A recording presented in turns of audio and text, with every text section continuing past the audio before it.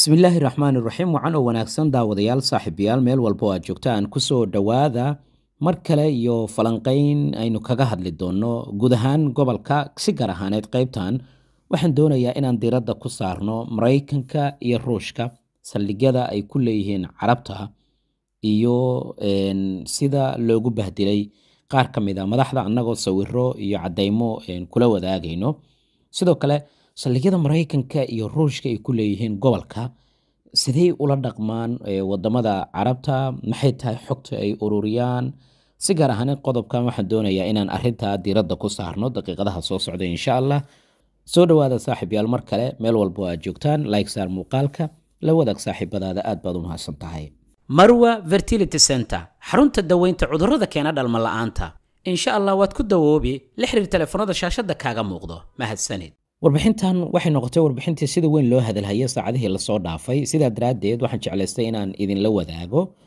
labada muuqaal ee hordhaca u ah barnaamijkeenna waxaa lagu sifeeyaa inay yihiin bahdilka ugu weyn ee lagula kacay madaxda carabta qaarkood muuqaalka koowaad waa askari raashiyaan ah oo madaxweynaha dalka suuriya bishaar al asad u diidaya inuu ku socdo dhulkiisa kana daba tallaabsado madaxweynaha dalka ruushka valadimir putin oo xilligaasi booqasho ku tegay gudaha dalka ruushka muuqaalka labaadna waa madaxweynihii hore ee dalka maraykanka master trump oo amiirka dowladda qatar uga mahad celinayo inuu isaga ballaariyey saldhigga maraykanka uu ku leeyahay dalka qatar labadaasi muuqaal waxay ahaayeen kuwa loogu hadalhaynta badan yahay laguna tilmaamayey in ay yihiin bahdilkii ugu weynaa haddaba ha la yaabin intaas waxaa laga yaabaa kuwa kale ee harsan inaad la yaabto waxaan halkan kugu soo gudbin doonaa warbixin iyo xoga laga yaaba inaad hore u arkin kuna saabsan labada saldhig ee ugu weyn ee maraykanka iyo ruushka ay ku leeyihiin dalalka carabta xitaa waxaa lagu tiriyaa inay yihiin kuwa ugu weyn caalamka labadan saldhig waxay calaamaday u yihiin tartanka xooggan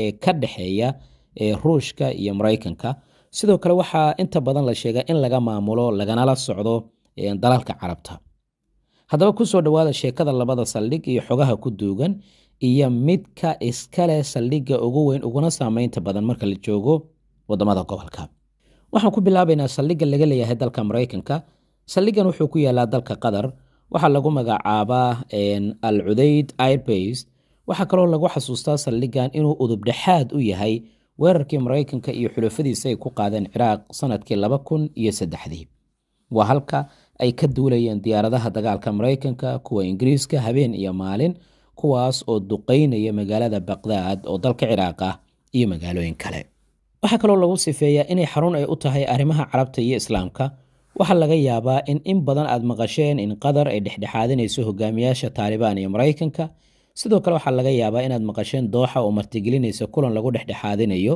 saraakiil ka socota iiraan iyo maraykanka amaba xitaa wada hadallada hadda ka soconaya magaalada dooxa ee u dhexeeya xamaas iyo israa'iil waa dhab in janaalka aljaziira uu leeyahay wada hadalladan waxaa dhexdhexaadinaya dowladda qatar laakiin kaalinta qatar ma dhaafsiisana martigelinta iyo sida la sheegay wanaajinta iyo soo dhoweynta wafuudda xaqiiqda dhabta ahna waxay tahay in dhammaan kulamadaasi aan soo xusnay ay ka dhaceen saldhigga maraykanka uu ku leeyahay gudaha dalka qatar kaas oo lagu tilmaamay inuu yahay dhul ka mid a maraykanka balse ku dhex yaala dalka qatar sidoo kale magaalada dooxa kulamo kala duwan ayaa ka dhacay waxayna xukuumadda dooxa si aan ka gabasho lahayn ee inta badan ugu faantaa in saldhiggani uu yahay saldhigga ugu muhiimsan saldhigyada militari ee ku yaala khaliijka waxaase warbixinada iyo xaqiiqooyinka soo baxaya ay sheegayaan in ahmiyadda intaas ay ka weyn tahay inkastoo dowladda qatar ay tahay dowlad aan wax loo meerinaynin haddana inta badan kulamada waxaa la sheegay inay halkaasi ay ka dhacayeen laakiin waxaa kaloo aad ogaataa waxaa jira dagaal u dhexeeya dowladaha khaliijka laftooda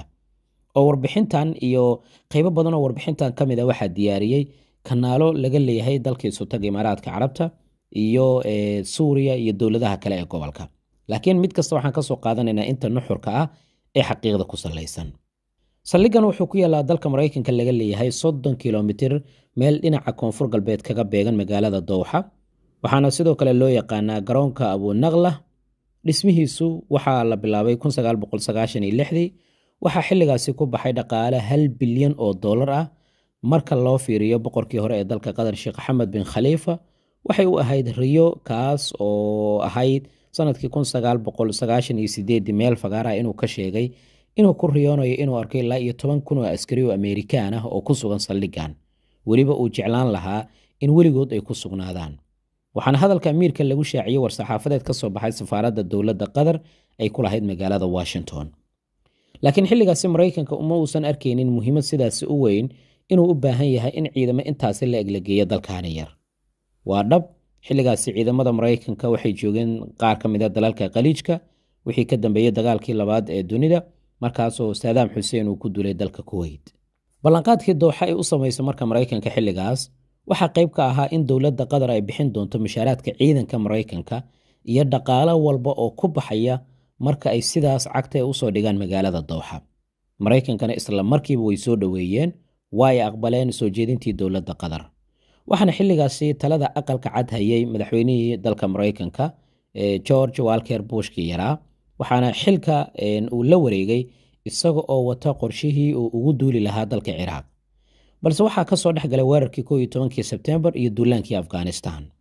Washington markaas waxay u baahatay saldhig military oo ku yaala Khaliijka, kaas oo udub dhexaad u noqonaya weerarka dalka Ciraaq, gaar ahaan sanadkii 2002 oo Maraykanka uu aad ugu sii baahday saldhigan. waxaana markaas miiska saarnaa qorshayaasha duulaanka ee dalka Ciraaq, kaas oo bilaabanayay 2003 bishii Maarso. wixii markaas ka dambeeyay marka qatar saldhigga cirka ah ee Cubayda lagu magacaabo waxay si rasmi ah ugu wareejisay Maraykanka, gaar ahaan markii ay aragtay diyaaradaha Maraykanka uu ka soo degaya kana sii duulaya gudaha dalkaasi. inkastoo xogaha la xiriira saldhigani military si rasmi ah loo ogaan karaynin oo qarsoodi ay yihiin inta badan, haddana waxaa sugan oo la og yahay ayaa waxay tahay in saldhigga Cubayda lagu magacaabo uu yahay mid ka mid ah saldhigyada ciidanka cirka ee Maraykanka uu ku leeyahay dalka dibaddiisa aadka u weyn. sidoo kale waa saldhigga ugu qaalisan maadaama Dooxa ay kafaalo qaaday dhammaan dhaqaalaha ku baxaya mushaaraadka ciidanka iyo horumarinta saldhigan dhinac walba marka laga eego. kaliya ma aha marka sidaa aad warbixinadaad ku arkaysaan, laakiin madaxweynihii hore ee dalka Maraykanka Mr. Trump markii aqalka cad uu ku soo dhaweeyay amiirka dowladda qatar Sheikh Tamim bin Hamad Al Thani, xitaa markaasi kadib bishii Maars ee lasoo dhaafay ee sanadkan, aqalka cad wuxuu soo saaray fariin uu ugu mahadcelinayo dowladda qatar dib u cusboonaysiinta heshiiska ciidamada Maraykanka ay ku sii joogayaan saldhigga Cubayda ilaa waqti aanan la cayimin. saldhigga Cubayda kaliya kuma sugna ciidamada Maraykanka ee sidoo kale waxaa qayb ka mid ah ku sugan ciidamada Ingiriiska iyo kuwa Australia. waxaa kaloo saldhiggan uu hooy u yahay xafiisna ku leh hay-adaha sirdoonada Maraykanka, CIA-da, hay-adda MI6 ee Ingiriiska iyo laanta sirdoon ee dibadda Israa'iil ee Mossad loo yaqaano. isbahaysigaani sirdoon ee u dhexeeya gumaystii hore ee duuga noqday Ingiriiska iyo gumaysaha cusub ayna dhextaal u tahay Israa'iil ayaa jasiiradan Carbeed ama dowladda qatar waxay ka heleen soo dhaweyn diiran iyo meel ammaan ah oo ay ku fushan karaan danahooda qarsoon ee ka dhanka ah ee wadamada gobolka. sidaas oo ay tahay waxaa jira dowlado kale oo isla gobolka ku yaala oo aad iyo aad ay isugu wanaagsan yihiin Maraykanka iyo Ingiriiska. waxaa ka mid ah Imaaraadka Carabta, halkaas oo mararka qaarkii la sheego in ay u isticmaalaan barnaamijka basaasida gobolka. waxaa la sheegaa saldhigan inay ku sugan yihiin qiyaastii ilaa 20,000 oo askari oo ka kala socdo dalalka aan soo xusnay, waxaana ay ku hubaysan yihiin intooda badan hubka ay soo saaraan warshadaha difaaca ee dalka Maraykanka. marka laga soo tago saldhigan inuu hooy u yahay ciidamada Maraykanka iyo laamaha sirdoonka ee saddexdaasi qaybood ee aan soo sheegnay, sidoo kale waxaa la sheegay inuu hooy u yahay kooxda 319aad ee ka tirsan ciidanka cirka ee Maraykanka, kuwaasoo ka kooban diyaaradaha dagaalka caadiga, kuwa fuliya duqeymaha istiraatiijiga ee fogfog iyo diyaaradaha sahanka ama sirdoonka. sidoo kale waxaa ku sugan saldhigan boqolaal taangi. ha ka reebin saldhigan waxaa yaala kaydka hubka ee Maraykanka ee bariga dhexe. saldhigan waxaa laga maamulaa sida la sheegay howlgallada dayax-gacmeedyada Maraykanka oo u dira hawada. sidaa daraaddeed waxaa la dhihi karayaa waa ka wen yahay saldhig, waxaana lagu tilmaami karayaa dowlad yar oo Maraykanka halkaas uu ku leeyahay. aan u soo laabanno dalka Suuriya. riyada Ruushka ee dalalka Carabta. saldhigga Ruushka uu ku leeyahay gudaha dalka Suuriya waxaa lagu magacaabaa Xamiimiim. waxaa lagu tilmaamaa riyada Ruushka ee dalalka Carabta. markiisii hore wuxuu iska ahaa garoon diyaaradeed, balse markii dambe wuxuu noqday mid ka mid ah saldhigyada ciidamada cirka ee dalkaasi Ruushka ay isticmaalaan kan ugu weyn uguna ballaaran ee Carabta ku yaalo. muddo kadibna waxa uu ka sii ballaartayba in lagu tilmaamo saldhig. haddaba isna aan isla ogaano maxaa gudihiisa ka socda. wuxuu ku yaalaa gobolka Xamiimiim lagu magacaabo ama meel 4 kilomitir u jirta magaalada Jablah. sidoo kale wuxuu 19 kilomitir u jiraa deegaanka lagu magacaabo Laadiqiya. sanado badan wuxuu calaamad u ahaa xiriirka Moscow iyo Dimashq, laakiin wixii ka dambeeyay 2015 Moscow waxay go'aansatay inay ka dhigto saldhig aad u weyn oo istiraatiiji ah. xilligaasi Ruushka si cad ayuu ugu dhawaaqay inuu dib ugu soo laabtay bariga dhexe, oo Ruushku ugu dambeyntii markii uu burburay Midowgii Sofiyeed dib ayuu halkan ugu soo laabtay, gaar ahaan markii looga adkaaday dagaalkii qaboobaha. bishii Agoosto 2015 Ruushka wuxuu heshiis la saxiixday maamulka Bashar al-Assad. heshiiskaas oo ciidamada Ruushka u ogolaaday inay isticmaalaan saldhigga Xameymiin lagu magacaabo xilli walba oo ay doonaan ay isticmaali karayaan, weliba si bilaasha iyo waqti aan la cayimin. intaas kaliya kuma aysan ekaanina, sidoo kale heshiiska waxaa ku jirtay in saraakiisha Ruushka aanan la weydiin karaynin waxa ay kala soo degayaan ama ay ka dhowsanayaan saldhiggan. xitaa Suuriyaanka waxaa ka xariman inay u soo dhawaadaan. xitaa Bashar al-Assad laftiisa ayaa mar halkan lagu bahdilay, sida aad ku soo aragteen bilowgii muuqaalkeena. Bashar al-Assad markaas wuxuu garoonka diyaaradaha ku soo dhaweeyay madaxweynihii Ruushka Vladimir Putin. markii uu soo dhaweeyay xabadka isgeliyeen oo ismarxabeeyeen kadib, Putin ayaa dhaqaaqay. Bashar al-Assad wuxuu damcay in uu ka daba dhaqaaqo, balse askari Raashiyaan ah ayaa garabka qabanaya, wuxuuna ku leeyahay maya, lama ogola, halkaada taagnaaw inta uu ka baxaya Putin. gudaha saldhiggaana waxaa ka shaqeeya amarka madaxweyne Putin oo kaliya. Putin markii uu la wareegay hogaankii Ruushka lana soo baxay aragti uu mar kale Ruushka uga dhigaya mid aad u weyn oo haybad leh, wuxuu markii ugu horreysay uu soo dharbaaxay dalalka Chechnya, Georgia, haddana Ukraine ayuu doonayaa inuu dharbaaxo oo hore uga tirsanaan jiray dhammaantood Midowgii Sofiyeed. sidoo kale waxaa lagama maarmaan u arkay in Ruushka mar kale uu dib ugu laabto biyaha diiran, waana sababta uu garabka u siiyey maamulka Bashar al-Assad oo qarka u saarnaa burbur. saldhigga Xameymiinna waxa uu furo u noqday dib u soo laabashadii bariga dhexe oo Ruushka ku soo laabanayay iyo xoojinta xiriirka Moscow ee dalalka bariga dhexe. saldhiggan hadda waa astaan iyo awoodda Ruushka ku taala meel ka baxsan xuduudihiisa. sidoo kale qofka aanan ogeyn, saldhiggan waa meeshii ugu horreysay ee Putin uu ka aasaasay ciidanka caloosha u shaqaystayaasha ee Wagner loo yaqaano. waa halka ay ku dhasheen, waa halka laga maamulo howlgalladooda Suuriya, Afrika iyo Ukraine. gabagabadiina saldhiggan wuxuu sabab u ahaa in Ruushka uu gobolka uu ka kasbado saaxiibo waaweyn sida Masar, Turkiga, Sacuudiga, Imaaraadka iyo dalal kale oo ku yaala gobolka. adiga maxaad ku kordhin lahayd qaybtoos aragtidaada ku rabaad baad u mahadsantahay. falanqayntii qaybta waa naginta mid lamid intaan ku kulmi doona. nabadgelyo. qodobka haddii aan halkaa kaga gudubno, dhinaca kale waxaa la isweydiinayaa maxay Ruushka, Iiraan iyo Israa'iil ay hadiyad ahaan weliba si bilaasha ay kaga helayaan dagaalka ka soconaya magaalada Gaza. si gaar ahaaneed ayaan doonayaa warbixintan inaynu kaga hadalno. weerar, duqaymo iyo dagaal aad u culus waxaa lagu tilmaamay mid ka mid ah hadiyadaha ciidda ee dhalashada ee ay sida isdabajooga ah Putin, Khomeini iyo Netanyahu ay cid walba ay kaga heshay dagaalka ka soconaya magaalada Gaza. waxaa laga yaabaa inaad isweydiinaysa sidee. warbixintan ayaan idinkugu soo gudbin doonaa xogta la yaabka leh ee nala socay ilaa iyo dhammaadka. waa warbixin si weyn ay u falanqeeyeen khubaro, ayna baahinayaan qaar ka mid ah warbaahinta sida weyn kaga hadasha arrimaha gobolka. haddii aan ku bilowno, madaxweynaha dalka Ruushka isaga oo ka faa'iideysanaya waxa ka soconaya magaalada Gaza, wuxuu dib u habeyn weyn ku sameeyey ciidankiisa ka dagaalamaya gudaha dalka Ukraine, halka Ayatullaahi Cali Khomeini uu kasbaday sharciyadii uu kula dagaalami lahaa Israa'iil. Netanyahuna isaga waxa uu ka soo laabtay geeri siyaasadeed. 7 Oktoobar markii weerarka uu dhacay ilaa maantadan aan joogno, sidee ayay saddexdan hogaamiye shakhsiyan uga faa'iideysteen dagaalka magaalada Gaza, isla markaana dagaalka kulole halkaasi ka socdo uu isugu bedelay hadiyada iyaga ay heleen oo qaali ah. saddexda hogaamiye aan ka hadlayno waxa lagu kala magacaabaa Vladimir Putin, Ayatullaahi Cali Khomeini iyo Benjamin Netanyahu. waxa kulmiye hadda waa in badanaa ay yihiin kuwa ugu badan ee hadalhaynta caalamka haysta iyo midka sababta u noqon doona inuu qarxo dagaalka saddexaad ee dunida. laakiin hadda waxay ka siman yihiin waa in mid walba uu hadiyada qaali uu ka helay Falastiiniyiinta dhiigooda daadanaya. yacni dhinaca kale ayaan rabaa inaan ka eegno. haddii aan ka bilowno madaxweynaha dalka Ruushka, waxaa lagu tilmaamaa saddexdooda kan ugu awooda badan. waxaa laga yaabaa inaadan ogeyn in Putin dhalashadiisa ay ku beegnayd 7 Oktoobar sanadkii 1952. qaybta koowaad ee taariikhdaas maanta waxay dunida ugu fadhidaa micno aad u weyn, maxaa yeelay maalintii 7 Oktoobar waa maalinkii ay xoogagga Xamaas iyo kooxaha muqaawamada Falastiiniyiinta ay daaha ka qaadeen howlgalka duufaanta Al-Aqsa. wixii markaasi ka dambeeyana waxaa isbedelay guud ahaan qariirada dunida. wax walba ayaa isbedelay sida siyaasadda, dhaqaalaha iyo isxulufaysiga. howlgalkii duufaanta Al-Aqsa ee 7 Oktoobar kuna beegan isla maalintii uu dhashay Putin, shaki la'aan waa mid kedis ah oo la yaab noqday. laakiin Putin dhacdadan waxa uu ka helay hadiyad faa'iido badan isaga u leh. wuxuu 2 sano uu ku go'doonsanaa dagaalka Ukraine, maadaama reer galbeedka ay ku soo rogeen xayiraado dhaqaale oo dhan walba leh. sidoo kalena ay kaalmo militari iyo mid dhaqaalaba ay la garab taagnaayeen xukuumadda Kiev, taasoo cuuryaamisay in ciidamada ay guulo ay ka gaaraan dagaalka. Putin wuxuu sugayay waqti ku habboon si uu isaga yareeyo culayskii iyo cadaadiskii ka haystay Maraykanka iyo xulafadiisa. hadiyadda qaaliga ah wuxuu ka helay 7 Oktoobar markii muqaawamada weerar ay ku qaadeen daboolka marinka Gaza, yacni deegaanada xoogga lagu haysto oo Israa'iiliyiinta ay ku sugan yihiin. Putin meel cidla ah kagama tegin hadiyadan soo doonatay, wuxuu uga faa'iidaystay sidii ugu habboonayd.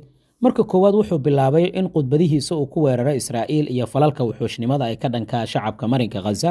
wuxuu dhowr jeer uu ku celiyay inuu si toos ah u cambaaraynayo, halka uu dhinaca kale sii laba jibaaray dagaalka ciidankiisa ay ka wadaan dalka Ukraine. warbixinada ka imaanaya xilligaasi Kiev waxay sheegayeen in ciidamada Ruushka ay laba jibaareen howlgalkooda, isla markaana gacanta ay ku dhigeen dhowr magaalo oo muhiim u ah, taasoo dhabarjab xoogan u geysatay ciidanka Ukraine.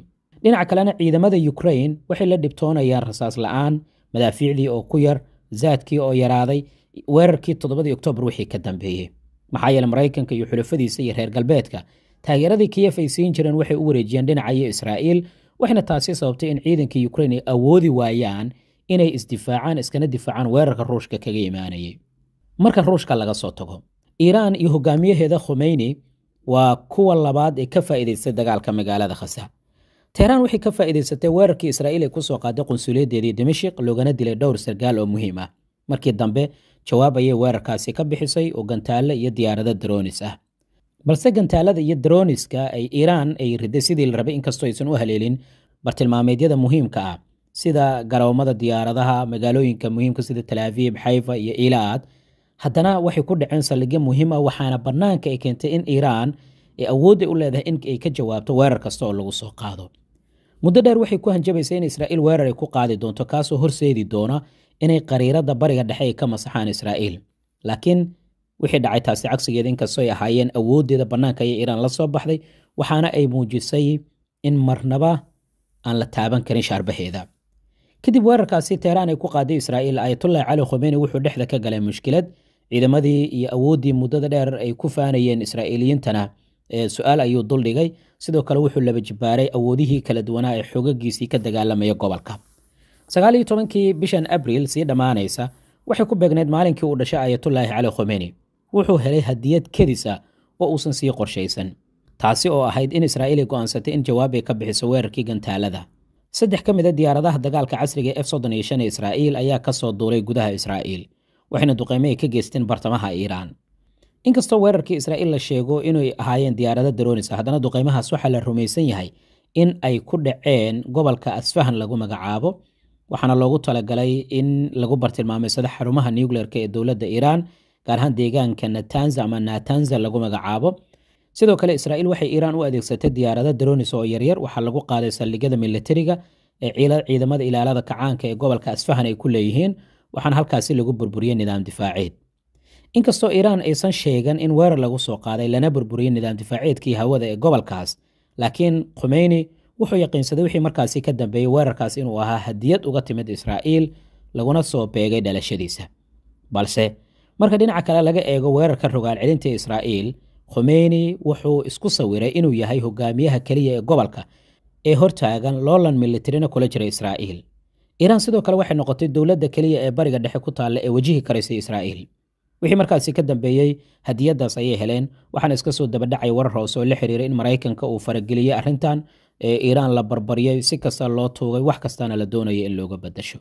markay halkaas marayso, si kooban weerarkii Israa'iil ee lagu soo beegay maalinta dhalashada Khomeini, hadiyadda uu helay waxaa lagu tilmaami karayaa waa in Maraykanka uu ballan qaaday in Iiraan ay sii wadato barnaamijkeeda nuclearka, taasi beddelkeedana ay ka fogaato dagaal ay la gasho Israa'iil. Putin iyo Khomeini marka halkaas aan uga soo gudubno. dhigyacabka hogaamiyaha ee gumaystaha Israa'iil ee Netanyahu waa ninka saddexaad ee dagaalkan ka faa'iiday, laakiin Putin iyo Khomeini wuxuu uga duwan yahay hadiyadaasi kuma soo begin maalintiisii dhalashada. haddana sidaasoo ay tahay waxa uu helay hadiyad weyn oo badbaadisay siyaasadiisii, gaar ahaan kor u kaca xiisada kala dhexaysa Iiraan waxay dhinaca kale u rogtay mowqifkiisii siyaasadeed ee dhinaca dalalka reer galbeedka Israa'iil taageera. ka hor weerarkii Iiraan, Netanyahu wuxuu dhex maquuranayay dhibaato siyaasadeed oo aad u weyn oo dadkii la dilay iyo wax kasta lagu haystay, laakiin Iiraan markii ay jawaabtay faa'iido yar ayuu helay. caalamiyan xitaa xulafada ugu dhow ee Maraykanka ayaa ku cadaadinaysay inuu soo gabagabeeyo dagaalka magaalada Gaza. sidoo kalena waxaa laga hor istaagay inuu weerar ku qaado Rafax oo ay ku nool yihiin 2 milyan oo Falastiiniyiin ah oo isaga soo qaxay magaalada Gaza. marka cadaadiskaas tirada badan waxa uu helay ugu yaraan meel uu xal ugu heli karayo ee dhinaca gudaha Israa'iil. Netanyahu dhibaato ayuu kala kulmay qaar ka mid ah xubnaha xisbigiisa, kuwaasoo si gaar ahaaneed uga cadaadinayay xal u helidda maxaabiista Xamaas weli gacanta ay ku hayaan iyo inuu soo dedejiyo weerarka Rafax. balse cadaadiskaas oo dhan wuxuu ka degay kadib weerarkii Iiraan, wuxuuna fariimo ka helay inta badan dalalka reer galbeedka iyo Biden, kuwaasoo u ballanqaaday mar walba inay garab taagan yihiin Israa'iil. haddaba Netanyahu wuxuu dib u soo ceshaday kalsoonidiisii saaxiibadiisii reer galbeedka, waxaana ay ahayd wax la sii qorsheeyay in Iiraan la weeraro. inay sidan usii jawaabayso waa la ogaa, kadibna natiijadan ayaa ahayd mid la wada sugayay. sow lama dhihi kara marka saddexdooda hadiyad ayay ka heleen dhanka siyaasadda marka la eego dagaalka magaalada Gaza. waxaad ku kordhin lahayd qaybta hoos aragtidaada ku reeb, waad mahadsan tahay. falanqayntii guud ahaan ee qaybtan waa naga intaa, mid lamid intaan ku kulmi doona nabadgelyo.